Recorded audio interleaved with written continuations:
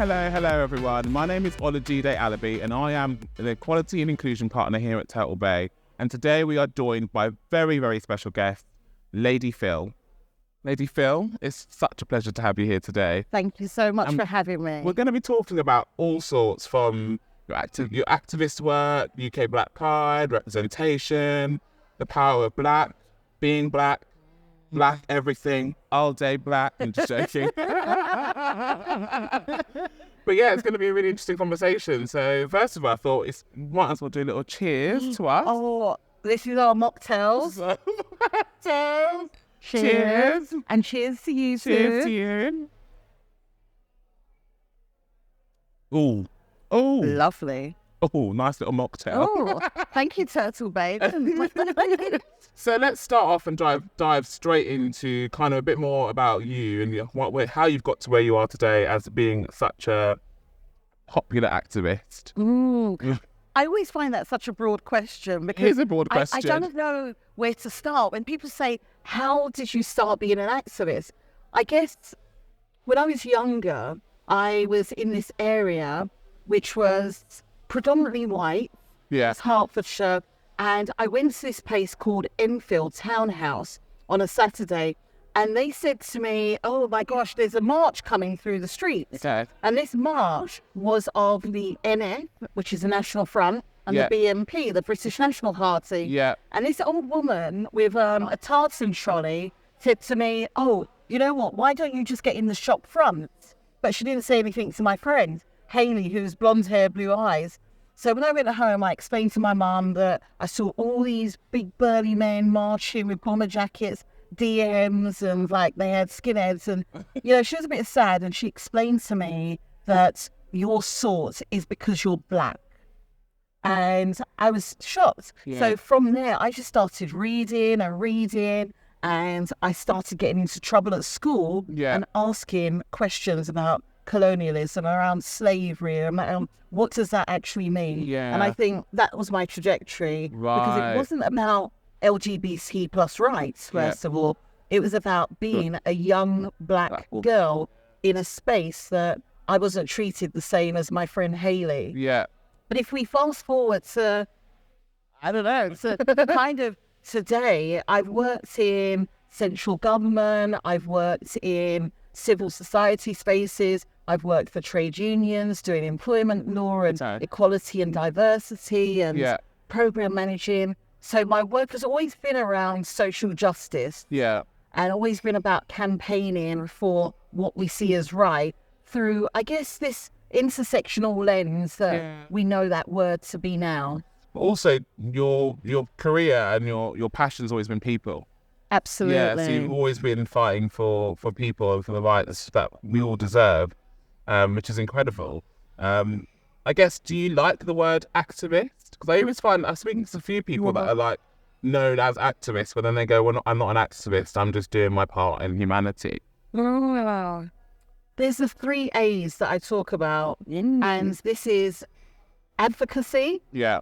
And this advocacy is about, you know, people who are policymakers, people that help change legislation, but are not necessarily on the front lines of holding a placard up, but changing laws to make sure that we have the rights we have. Then there's the activist who is steadfast and really passionate about, oh, you know what, I'm angry, I'm feeling something deep in the core of my tummy. Yeah. And then there's the allies, which is the ally shit. So advocacy, activist, and ally, for me, all 3 of them encompass what I do. I can't just call myself an activist because I stand in solidarity with disabled or differently abled groups or trans and non-binary groups. I also, my day job, work as within a human rights sector, so it's about changing laws, and I can't be an activist in that space because my partners are the ones on the front line. But when it comes to, say, you and I really feeling the discrimination of being black and queer, we then turn into activists because we're angry about the treatment. So it's interchangeable for me. Well, that's a really important thing, I think, for people to take away, because I think people always think that activists you have to be an activist, you have to be loud, you have to be that person all the time, but actually activism means switching it up Yeah. and realising in what spaces it's worth being an activist in and what spaces it's worth being a listener or an ally or fighting for advocacy. So yeah, that's 3 A's and taking that away. Yeah. Take that away with you, peeps. And activism is not just about being on the front lines. You might sign a petition. You might decide you're going to lobby your MP. You might volunteer. And that's an act of service that makes your activism, I guess. But yeah, the 3 A's for me are always really important. And how did you rise to, I guess, the stardom that you are today? I still have to pay my council tax. You know, if I was famous, I wouldn't be paying council tax. But how did you get? Because you have become a household name. So how have you? Because a lot of people are fighting and they're trying to change the world in their own rights, but I suppose don't get the accolade or even the recognition for the work that they're doing. And a lot of people start to feel like, what's the point? And I guess you're still doing that, but you have got some of the accolade, I guess, and you have got some of the, you've got some body behind you, which is what people look up to. I think these that's a lovely question. I've never been asked that question in that way, but I don't see it as stardom or fame. I see it as I'm always acknowledging the people that have come before me. Yeah. I'm always recognizing that I'm not doing this work alone. Yeah. And even if somebody gives me an award, I always have to remember the people that got me to where I'm at today. Yeah. I am really good at what I do. Yeah. And often, we don't speak about the good side of I feel valued, I feel respected, I feel seen, and I feel heard 365 days of the year. And I want that for so many people. And as you started with, I love people. Yeah. I really want us to win. Yeah. So for me, it is about recognizing people. And I guess this is what others may have seen in me, that I'm not somebody with an ego, although everyone has an ego, but I'm not somebody with an ego that look at me, it's just about me, I've achieved this, this and this. Because no man, no woman, no person is an island by themselves. No, that is true. You need to preach that, because come on, because so many people think that they can change the world on their own, and so many people think that they forget about the people that have gone before them and tried to do the same thing. May not have got to where they are now, but they've been part of that story and that journey. Yeah. And it's so important to recognise that, which I really like that part of what you said. And I'm here because of people like you. You're giving me a platform and an opportunity to speak to an audience that maybe I haven't historically or haven't been able to access, right? Yeah. You're also somebody who has been a huge supporter of the work of UK Black Pride because of your lived experience. So I take nothing for granted in how community have helped build the movement, and they've allowed me to drive the car. So I guess one of the things that I really want to dive into more is finding out a bit more about UK Black Pride and how that came about. Why did you start it? Let's start there. Why did you start it? Yeah, and I'm so glad you didn't ask me, why is there a need for UK Black Pride? I'm black, bitch. Yeah.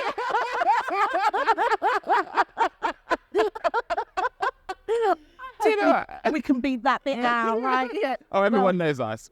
Yeah, but so true, and I'm so glad that you didn't ask. Yeah. But so UK Black Pride was born out of a frustration, a necessity, a need for us to see ourselves as black and brown queer people in a UK context. Yeah.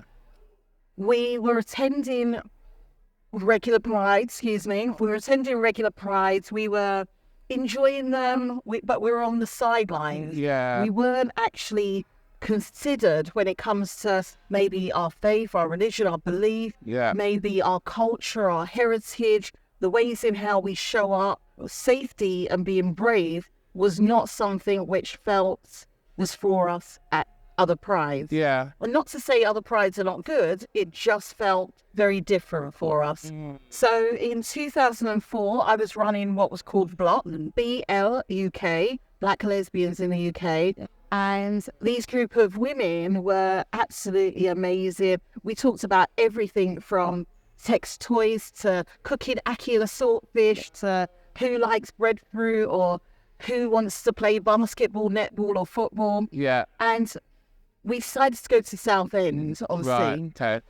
A busload of us were there. And being in this space really opened up our eyes about the ways in how we show up and what spaces are there for us to feel safe. Right. And going back to the coach, I was saying to, I was there with my then ex and other people around, this feels like the start of a Black Pride. Yeah. Fast forward to 2005, walked into a room with my other colleagues and we asked a group of leaders and pillars in a room in the central of London, and we said we want to start up a Black Pride because we realise that we're not recognised, we're not seen, and we're not having our presence felt. Yeah. In this room, we were, and I still get quite emotional today, we were laughed at and jeered at and told to F off and go back to where we came from. No way. Oh, yes, way. And the reason I'm telling you this is it's not for the sympathy, but it's to help understand and contextualise why there is this massive movement called UK Black Pride. So being told to F off and go back to where we came from, we know it's not topping up our oyster and sending us back to Tottenham. It was clearly those undertones of racism. And it showed us that just because you are from the LGBT plus community, it doesn't make you exempt from being bigoted, right? No. So we had our first Black Pride in 2005, 2 busloads, 200 people, £477.27 it cost us.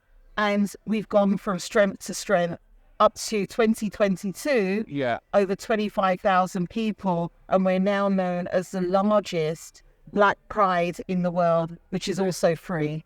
And that's where it's got to, but it's meant people have made it happen. The by us, the for us, the with us. And when there were people and organisations that wouldn't touch us as UK Black Pride, it was trade unions, it was small grassroots organisations that made it happen. Okay. Yeah.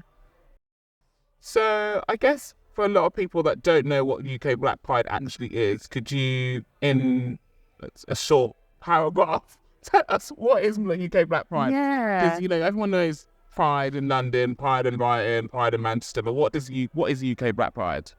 So UK Black Pride is the largest celebration for African, Asian, Caribbean, Middle Eastern, Latin American people who are Indigenous to come together to celebrate Pride, but to also talk about the many multiple facets of how our lives show up. Yeah. So whether it's about our trans POC people, whether it's around non-binary, whether it's around refugees, asylum seekers, whether it's around those who are working in businesses, those who are entrepreneurs, those who are cleaners, it is a coming together of our communities to love on each other and to have absolute Black and brown queer joy. Yeah.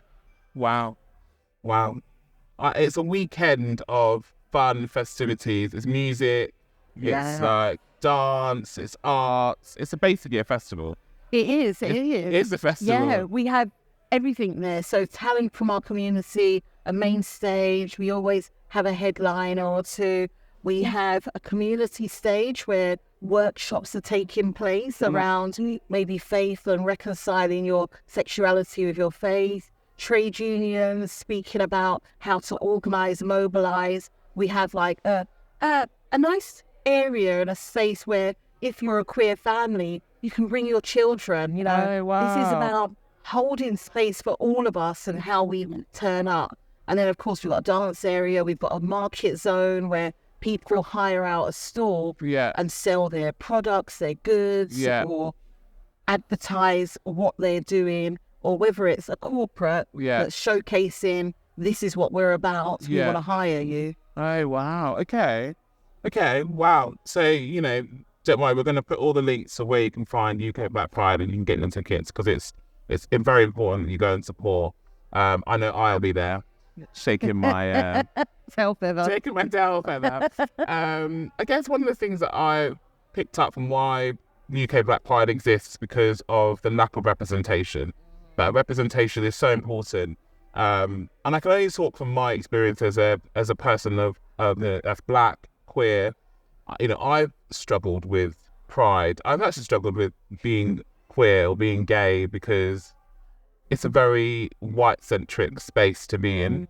And when I came out, I couldn't really find the community of people to connect with that were that were similar to me. I'm of African heritage. You know, my parents are Nigerian Christian family.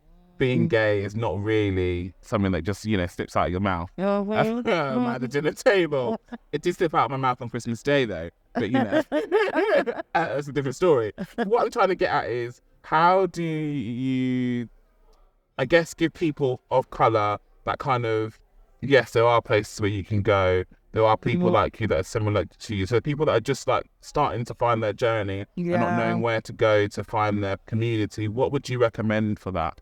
Yeah, I think you hit the nail on the head when you talk about representation. I think, as a good friend of mine said, Dr. Ronks, you cannot be what you cannot see. So when you're in places or spaces that don't look like you, don't feel like you, you have to either end up creating it or you leave that space because it doesn't feel safe. Yeah. So UK Black Pride is not just about that one-day event. We do work all year round to showcase how you can find your tribe, how you can find your people, your family, your chosen family, I should say. Yeah. You know, we signpost people to organisations in Manchester like Rainbow Noir, or in Wales like Wales Cymru, Glitter, who are doing so many great things because we see ourselves as an umbrella. Yeah. We signpost people, unfortunately, to places like the Albert Kennedy Trust, who are doing great work with young people who have often been ousted from their homes and are marginalised and in vulnerable situations, or Stonewall Housing, who are doing some great things. But yeah, signposting has been a key factor of what we've been doing. Yeah. But we've also, and I think this is really important, I'd love your listeners to know about this. In 2018, we held there was a survey done by the government on LGBT life, and 94.2% of those respondents happened to all be white. Oh, really? So UK Black Pride launched its own inaugural survey, and we worked with Kantar, Stonewall, and L'Oreal Nix. And they said, you'd have about 300 people respond. We had over 1,500, and it told us a story of Black and brown queer people's lives in a UK context. Yeah. And L'Oreal put a whole heap of money into the work that we do, and we were able to disseminate that out to different groups and organisations, especially over a lockdown period, so they could sustain the work they're doing around well-being, mental health, around PrEP and access to health services, around trans advice and therapy. And for us, that's what UK Black Pride is about, because the representation is important, but we've got to have the services to go with it so that we feel supported. And do you still do those surveys now? Well, because it was our inaugural survey, it was 2 years ago, we have what's called a community action fund that we ask people to donate to. And we have an action plan, and we will hope to do our next survey next year to see what's changed. Okay. And do you find that, because I always say to people that, you know, data is so important. Have you found that having that data has helped make significant changes in processes and policies and stuff like that? Absolutely. Data is key. You know, the data is only as good as what you get, but it is actually key to be able to identify trends. It's like in the workplace, the work you do, if you don't know the demographic and the makeup of your organization, you don't know whether you need to put in some positive action programs to maybe help women into positions of leadership. You don't know whether there's an aspect of queer people or LGBT plus people that might find coming out in the workplace as traumatic. So if you've got the data, you've got the information, it's about then acting on it and you being accountable, saying, as a leader in an organization, I want to make sure these things are in place. Yeah. And that's what we've done with UK Black Pride, making ourselves more accountable and letting our communities know we see you. Yeah. So I wanted to ask you a question. You know, we're talking about representation, and of course it's important, and I want to add positive representation. What does it look like for you and the work you're doing at Turtle Bay? Oh, it's a good question. I guess representation for me means seeing people like me in senior roles. That's what I always think representation means. And I think that as a business, if you look at our restaurant, you go in and you'll see there's loads of representation, there's loads of diversity. It's an amazing place to be and it's an amazing place to work. I think that we've got a lot of work to do when it comes to improving representation in senior roles. So if you look at our general manager population, it's very male dominated, and actually we need to improve that from a female perspective. We also need to do some work around, some more ethnic minority groups within senior roles.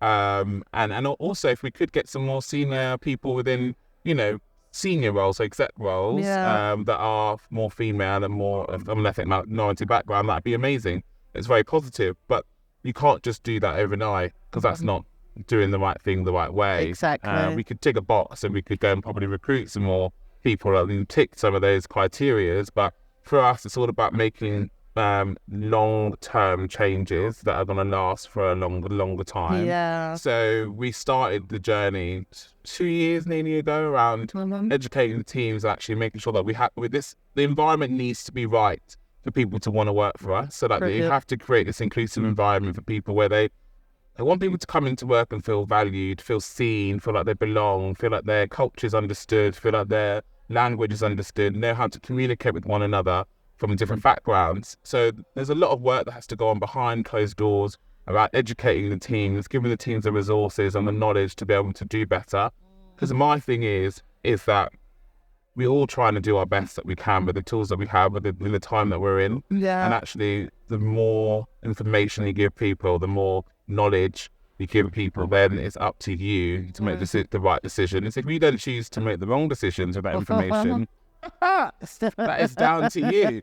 But, we are here to give people the right tools to do the right bit. So that's all. Education's been like the last 2 years of us building those foundations. So there's a real investment into making sure diversity, inclusion, equity, equality is seen as throughout the organisation. It's not just a tick box exercise. For us, it's like, for a business to get someone like myself in to solely look after this as a full-time role, it's quite a big step because there's not a lot of businesses of this size that would have someone as an equality and inclusion partner. So for me, them just getting me in was a step in the right direction. And then them investing in the education, the training and the workshops has been huge. And then on the flip side, we've done a lot of work around actually how do we ensure that we can look after the people that are in our business and make sure that they've got the confidence and the skills to move up to the next step in their career, whether that's here with us or whether that's somewhere else. So we've started a mentorship program. It actually launches this month, the end of this month. And it's specifically focused around, the female population within our business and people from an ethnic minority background, and just giving them some coaching and some guidance from people outside of Turtle Bay who can guide them into knowing how to get to the next step in their career. Because mentoring was a huge part of how I kind of found who I was. I had some really great guides and mentors along my career, and they were able to tell me that this is a good idea, this is not a good idea, this is how you should interview, this is how you should stop, swearing sometimes in meeting. They were able to give me that advice, and I think it's really important to sometimes get some advice outside of your everyday. So that's a huge investment, again, that the business put together is this mentorship program. And I think that will hopefully help. It won't fix the problem, but it will help towards Yeah. again just increasing that confidence within a marginalised community to try and get them and I give them love the that. foot up. That's good. And that's so good to hear, because I go to so many businesses and I think some are a bit tick box and tokenistic, Yeah. and others are being well-meaning, but they've just put somebody in place because they're like, oh, it feels like the right thing to do. Whereas this, it's supported by mentoring, training, education, and somebody with the resource and capacity to do this work. Yeah. Brilliant. And I think for us is that, it's really difficult. I always say this is really difficult, and people, I probably get told off for saying it, but I think the hospitality industry as a whole has a lot to answer for, because as an industry, we probably recruit the most diverse amount of team members into our businesses, whether that's in a bar, restaurant, hotel. Yeah. You go into any bar, restaurant, hotel, you walk in and there's people represented from all sorts of walks of life. It's amazing. But as soon as you step into their boardroom and look at their senior leaders, it's a completely different story. This should have been seen. It's a completely different story. Exactly. And I've worked in hospitality since I was 15, so a long time. And every time I talk about diversity, people always say, oh no, we haven't got a diversity issue. Like, we're fine, we're good, we're so diverse. And I'm always like, we are really diverse, but we do not. Diversity and representation, two different things. Absolutely. Different ball game. And Same with equality and equity. Yeah, same. Exactly. We'll come on to that. Hold that thought. But yeah, I think we are really diverse, but we lack representation. And if you look at the industry, everyone's having the same issues. And I guess, what would your top tip be to, businesses out there who are looking to do better but don't know how to improve representation? So my top tip would be utilize your ERGs, so your employee resource groups. And whilst there's so many different things that we all want to focus on, find 3 key things, whether it's around data, recruitment and retention, and maybe events, like over themes, balance. Put it into a bit of a strategy with clear objectives. Create a theory of change. And make sure there's you and the funding and a senior leader, a more senior leader behind it that can sponsor it. Because that way, once they've invested into it, they've bought into it, you have to continue that trajectory, which can only be on the way up. But also talk about the successes along the way. Often when it comes to equality, diversity, inclusion, we're only talking about the things that are wrong. So we need to talk about the things that we've done well, we're changing. And you've just said that, over 2 years, there's been this investment. Does everybody in the organisation know that, there's been this huge investment and passion and commitment? So I think those would be my tips. ERGs, strategy and action plan, funding and resourcing behind it, alongside making sure senior leaders are taking action to look at the objectives and weave them into their own worth as well. Okay. Yeah, and I like that. I think one of the things that I've seen really work well is when the senior leaders are not just backing it, but are championing it within the business. I think it makes we're very lucky here because, Nick, the CEO, he is a huge champion of this work, and I speak to him regularly about the stuff that I'm doing because he wants to know, and he wants to know the detail of everything that's going on, because he wants to be able to go into the restaurants and talk about it and tell the teams about what else is going on within the business. And that's so important. But then I think sometimes there's a fear of, as a senior leader, if you don't know enough to be able to go and champion it, you're worried you're going to say the wrong thing or offend someone. And, I do a lot of training outside of Turtle Bay with other businesses, and it's what I'm hearing it's everyone saying is that we're too scared to have conversations with people because we're worried they're going to say the wrong thing. So I've started saying, I don't call people out. I call people in. And that calling in changes the culture of the organisation a little bit. Because it can be scary of, oh my gosh, I want to understand a bit more about transition, gender affirming. What does that really mean? Should I say something or should I not? And sometimes that silence can make the organisation feel like it's not a worthy subject to talk about. And I think that when you call somebody in, like your CEO, who's great, and you can have that conversation, say, you're not supposed to know everything. Yeah. That's why you employ me. Yeah, And then what I don't know, I will consult with the organisation and those that may have the lived experience. And it's all right not to know everything. Yeah. It's growing, it's growth, it's understanding, it's education, it's learning, and it's unlearning as well. Yeah. That's exactly what I always say. It's about unlearning old habits, learning new habits. One of the things that I have found really powerful is the art of stories and the art of like telling stories. And I think that's another way that I'd always say to advise people is that, you know, if you're able to share stories of your Black and brown colleagues or your transgender community colleagues or anyone that's from a marginalised community, if you're able to come and share their story and their experience, or even if it's not about work, just generally about life, it will show you and give you an idea of what their day-to-day is like. Because we work in these like silos, we live in silos, right? We just tunnel vision. And unless you have someone in your space or in your surroundings that has a different experience to yours, you never learn anything new.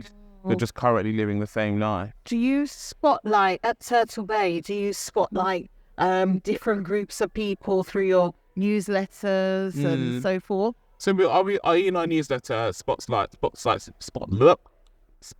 different communities? Right. I think we've got more work to do around spotlighting individuals particularly. We did it a while ago. We did it probably like 2 years ago where we spotlit different people within our business.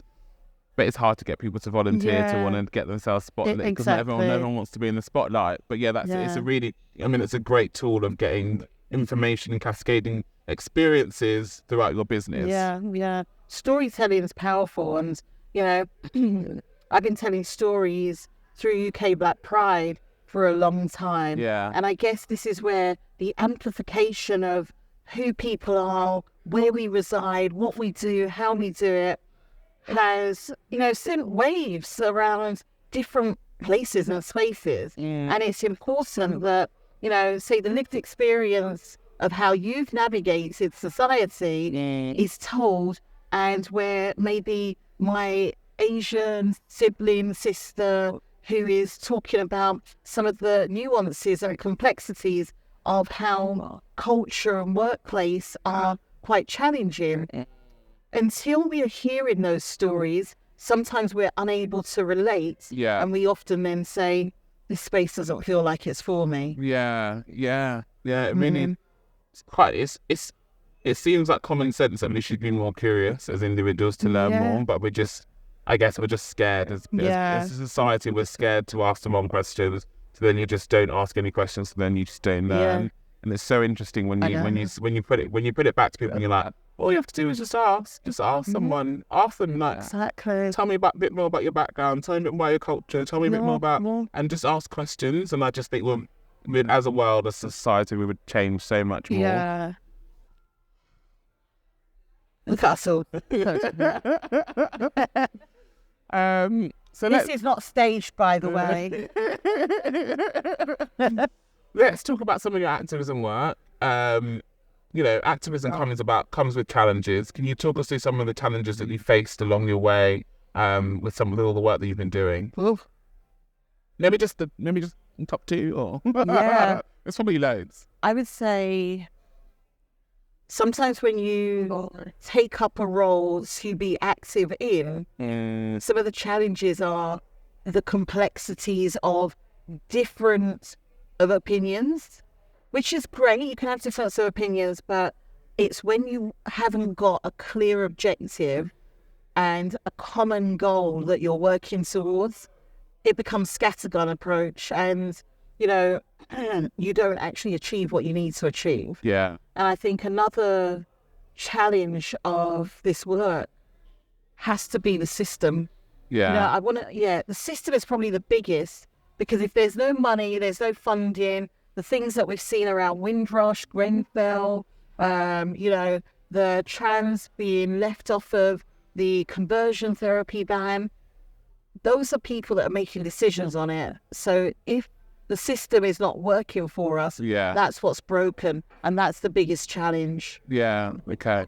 Yeah, I mean, it doesn't come to as a surprise that the system is what is the biggest challenge, because Yeah. unfortunately you see it every day and you hear it on the news, you hear it from like different communities saying that they're facing challenges accessing certain things or certain funds or certain services. And I guess on the flip side of it though, what are some of the positive things that you've seen that you're like, can't believe this has happened in your lifetime sort of thing? UK Black Pride. Really? Yeah. And last year, looking at the crowds and knowing that there was 25,000 people in that space, and you know, being told 18 years ago there would never ever be a Black Pride in this country. I looked on that stage and I wept like a baby. Yeah. Because it showed me that it's important, this space. This space is a healing space. This space is a loving space. This space is one where we can just hold each other and be unapologetically us, regardless of how we're dressed, what our hair looks like, how much money we have or we don't have. Yeah. It felt good. Yeah. But I've also seen young people come to the forefront that I'm learning more from.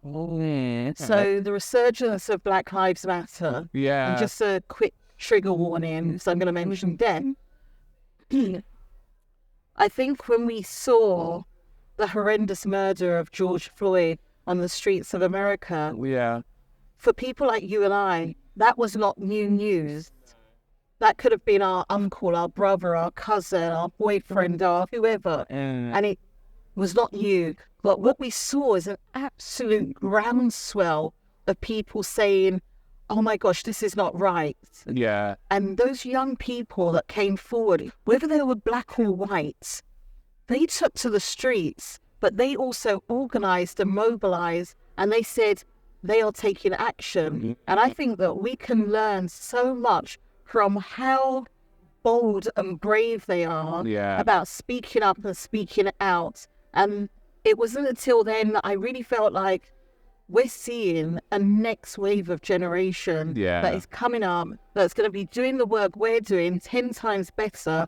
So we've got to make sure we're listening to what they want. You know, this is not a Brexit vote where 70-year-olds vote and then they leave the hangovers and spillovers for young people to deal with. This is about us recognizing and seeing, you know, the young people who are holding the mantle. So we've got to fertilize that ground, make sure that we're supporting them as much as possible. And that's a positive that I've seen. Yeah, I like that. Fertilize the ground.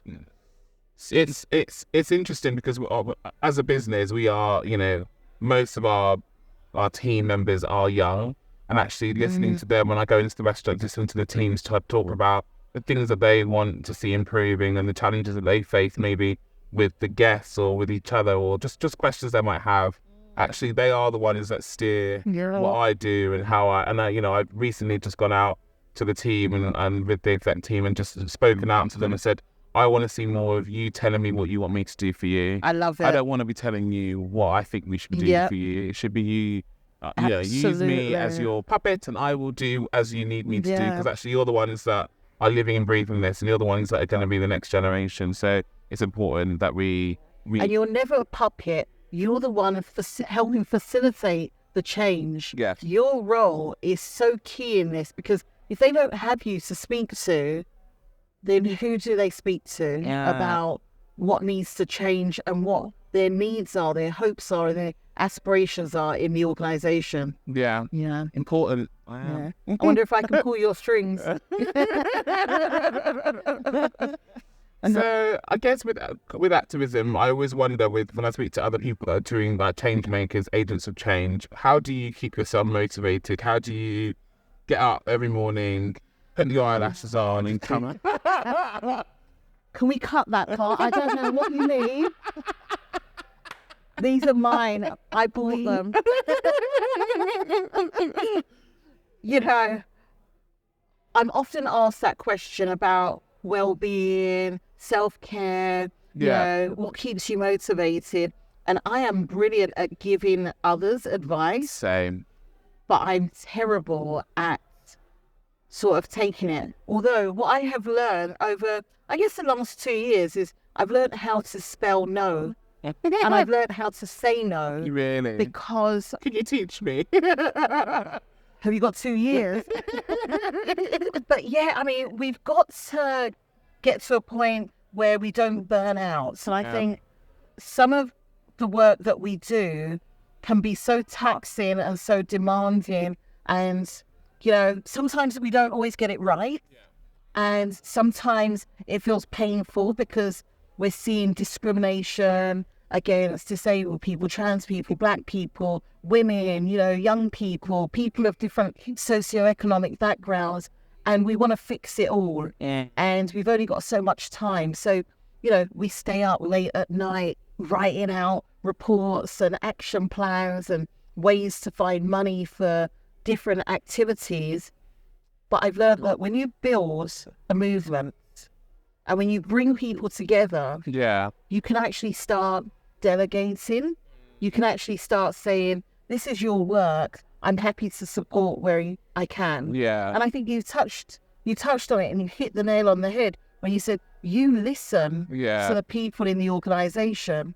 Once they have bought into that you are listening and you are going to be held accountable, they're going to come along with you and do this work and start sharing with others the importance of diversity and equality and inclusion and a purpose and a sense of belonging.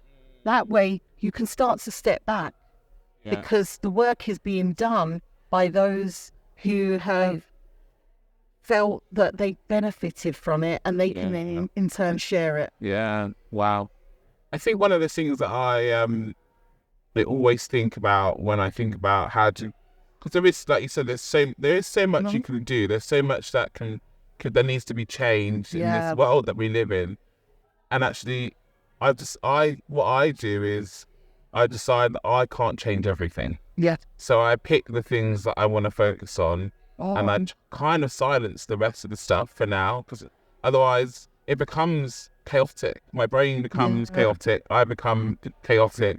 And actually, I was talking to someone recently, and they were like, have you seen this article? Have you seen this article? And they're telling me all this stuff, and I'm like, no, I haven't. And they're like, how come you've not seen it when this is your space? And I'm like, because imagine if I had to listen to every single bit of wrongdoing that was going on and try to put it on my back and carry it every day, how stressful that is. And so I think it's really important. It's stressful. And so I think it's important for people to understand that if you are an activist, you have to kind of pick your battles in a way and pick the ones that you need to focus on, because you can't do it all. You do. You know, your first question about this rise to fame. Sometimes when you're in the spotlight or you're being seen in certain places, there's this expectation that I'm going to be able to solve everything. There's this expectation that I have all the answers, or I'm going to be able to save somebody from a particular place or space. But I'm honest now and I'm realistic that you and I are working together, and I'm going to say to you and set my boundaries. That's my motivation of, I can only be with you from this time to this time. That will allow me to apply self-care afterwards, because what we're going to speak about is pretty heavy. So boundary setting for activists is important. Healing space afterwards. So after we leave this conversation, I'm probably going to go for a walk and just clear my mind, because I'm going to be thinking about the many different things that you're dealing with, the many different things that I have to cope with. And I want to decompress before I walk into my home. And I'm intentional now about trying to do it. And that intention, I do it with purpose. And that's what you have to do, because you're critical to this work. And if you burn out, who's going to do it? So pace yourself. More pressure, thank you. But it is. You need to pace yourself, because the work needs you and the company and the organisation needs you, but they don't need you broken. Because then you're not going to deliver or give your best. So being honest about, I can only do this, this and this today. And if I only do that and that, then it's okay. I can't beat myself up. What does Burna Boy say? I can't come and kill I'll myself. come and kill myself. Or Yeah, okay. All right. Bring the Nigerians out. I'm loving it. Yeah. yeah. Okay. Let us shift the gear a bit and talk about Black History Month. Okay, that's where my eyes please. I just went. Yeah, I know. It's like Black History Month. Yeah, I'm not black. Are you outing me or something? No, you can't have that in there. All right. Let's come out. Give me your hands. Okay. I think that we need to know that besides being queer, we are black. Okay. We're coming out to Turtle Bay. We are black and queer. Okay. Come on, high five. We got We're it. black and queer people. We're black and queer. But no, really, like I've had a really like on and off relationship with Black History Month. I'd say we've been dating, we split up, and you know we're back at kind of being good. But where are you with your journey with Black History Month then? It depends. Depends on who's asked. Yeah, who's asking? Because I think that themed months in general are quite performative, and I find that they're quite decorative. Yeah. So unless we are really speaking about the history of Black people and teaching ourselves about significant gains and differences we've made, talking quite openly and honestly about colonialism, you know, discrimination that's been felt, talking about the Windrush, because that's Black history. Yeah. I'm not sure I just want to be having an event because it's Black history without any substance or meat or meaning behind it. Yeah. I think, you know, we can show 5 pictures of 5 Black people in the organisation, but what does that actually change? Yeah. And I am all about objectives, you know. If there's not an objective to why we're doing something and we can't measure the impact or the success, why are we doing it? Is it to tick a box? But like you, I think my relationship with Black history, I've flirted with it, I've toyed with it, I've got married to it, I've got divorced from it, because at different points and different times in, you know, organisations' lives, it's just felt a bit performative. Yeah. No, same. I think I'm exactly the same. I mean, I think, I can basically preach on the same sort of situation. I felt that it has been very performative, and I always feel like companies don't know what to do.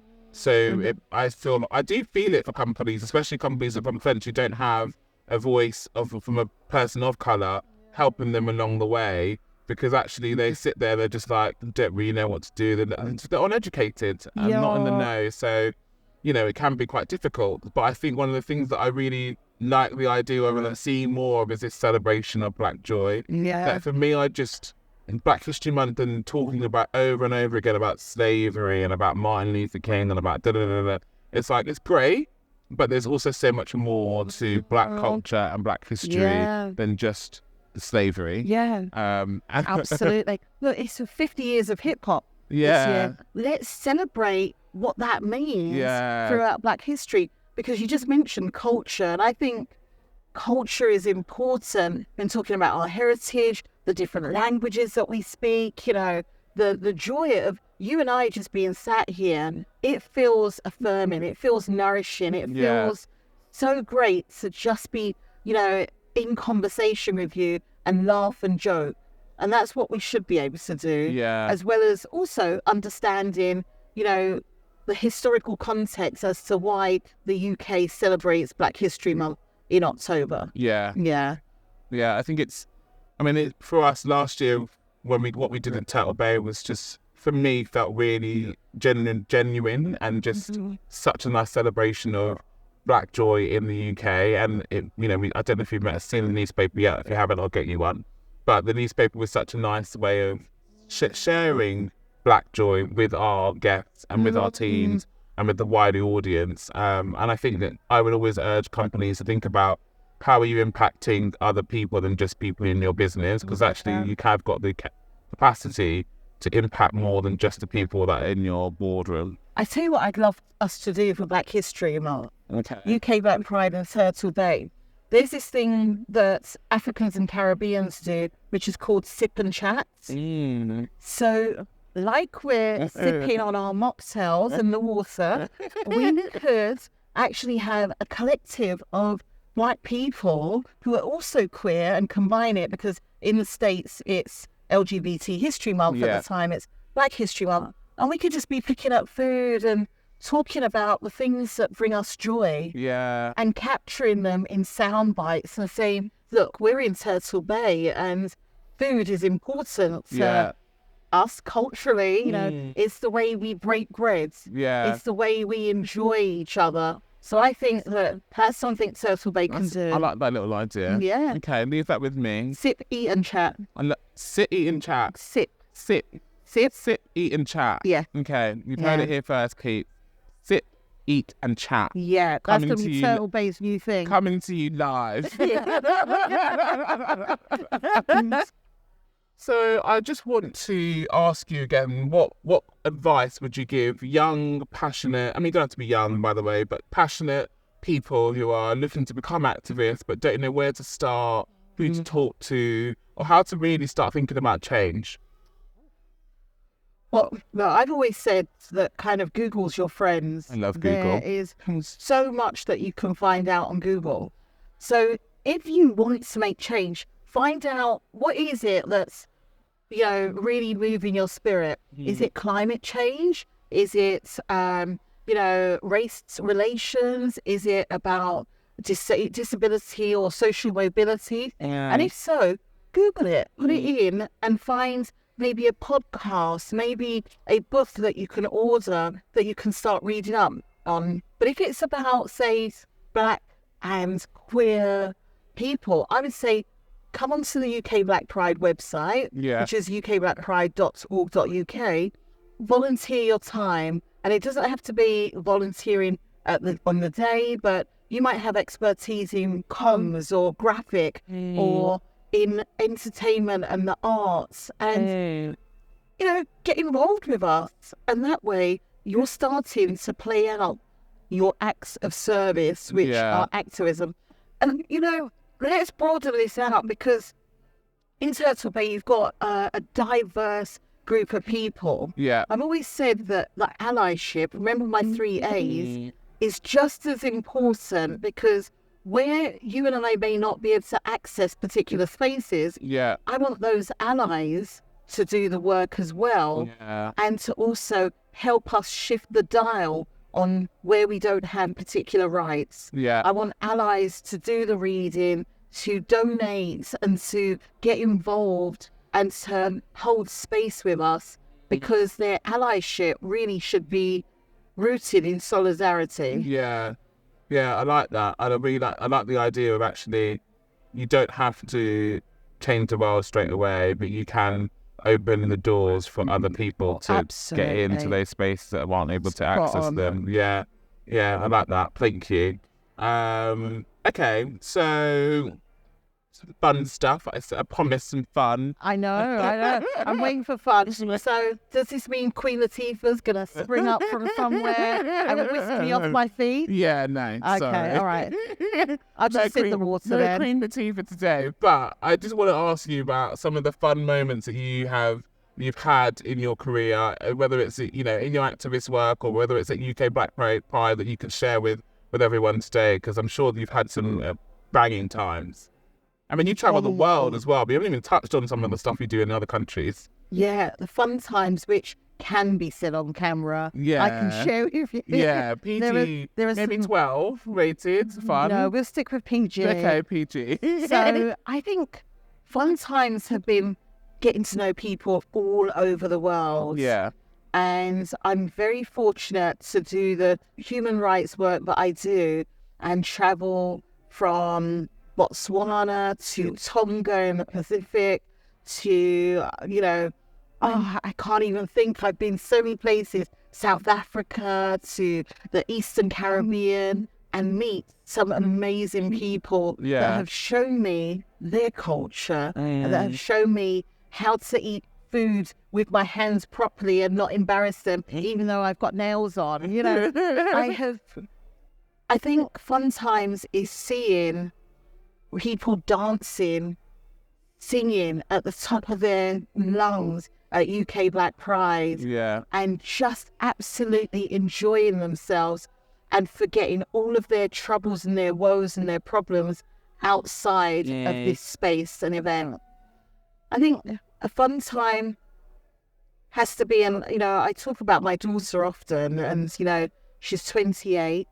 I know, really good. I know. She's old enough to have a 20-year-old. You thought I was 25, right? But my daughter is somebody that every single day we laugh and joke about something. Even if we've argued, but we will always laugh, and we never let the sun go down on an argument. And for me, knowing that she's just around, that's always a fun time. Oh, I love that. So wholesome. I know. She looks better in a picture frame when she wants money, though. Right, so we're gonna get some food. So tell me, what's your favourite thing on the menu? What's your thing to do when you come to Turtle Bay? So I thought you'd never ask. The moment I come and the menu is laid down, the first thing I'm looking at is the small plates. Because I love starters in a small plates. So the calamari, look at me giving my order. It's calamari. The sweet corn fritters. Okay, let me write that the down. mac and cheese bites. I know we can't have all of it. But no, we can. No, absolutely. Nick's paying. All right. Thank you, Nick.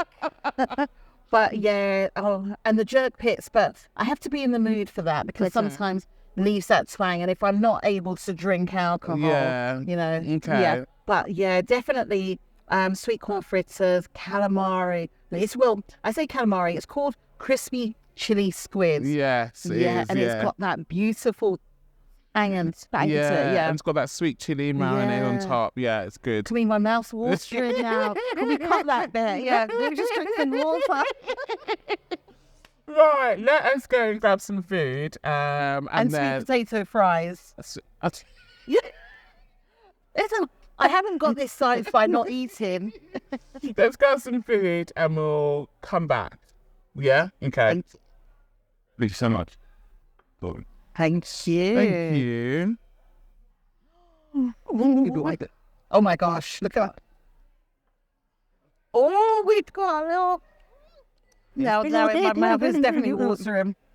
I forget a chip. I know that you're going to... They're not very nice when they go cold. No, they're not. No. Well, I'll make this quick then. So, as the conversation is now coming to a bit of an end, I guess, you know, I really want to wrap it up with any bit of advice or anything you want to end on, whether it's a quote. I love a good quote, and if maybe you might have a quote in your bag. But yeah, what do you want to end it on? What do you want to tell the people? 2 things. Okay. So, UK Black Pride, Saturday the 19th of August, at the Queen Elizabeth grounds, the Olympic grounds. It's going to be a day for everybody to come out and celebrate who you are, and our allies are welcome too. Okay. And then I think, thinking of quotes and the conversation that we had about young people, there's a quote that goes, I'm translating it in my head. It talks about, you don't inherit this land from your parents or your carers. You borrow it from the next generation. So that means we have a responsibility, a duty of care to make sure we are fertilizing the ground, making it right for the next generation that comes along, so they can say they're standing on the shoulders of giants as well. Oh, I love that. Thank you. Thank you so much. This has been such an incredible conversation, and I'm so excited to see where this goes in terms of our collaboration and our partnership, because obviously we're going to do a lot more. Obviously we've got the sit, eat and chat. I love that. Yeah. Well, I was like, sit, eat, chat. Yeah, eat and chat. We've got that coming up, so that'll be amazing. And then obviously I'll be at UK Black Pride on the 19th of August. And hopefully some of our team will be there too. Yeah. So look, thank you so much to Turtle Bay for having me. Yeah. And wherever we can support with your work around diversity, inclusion and equity and equality, let us do that. But now it's definitely time. It's definitely time sit, to ease and chat. it's time to tuck in. Right, thank you so much, everyone. I hope you've enjoyed the conversation. And I'll see you all soon. Bye. Bye. That's so good. And now this has made me so happy. Did you get a picking? Oh, beautiful. Absolutely. Yeah.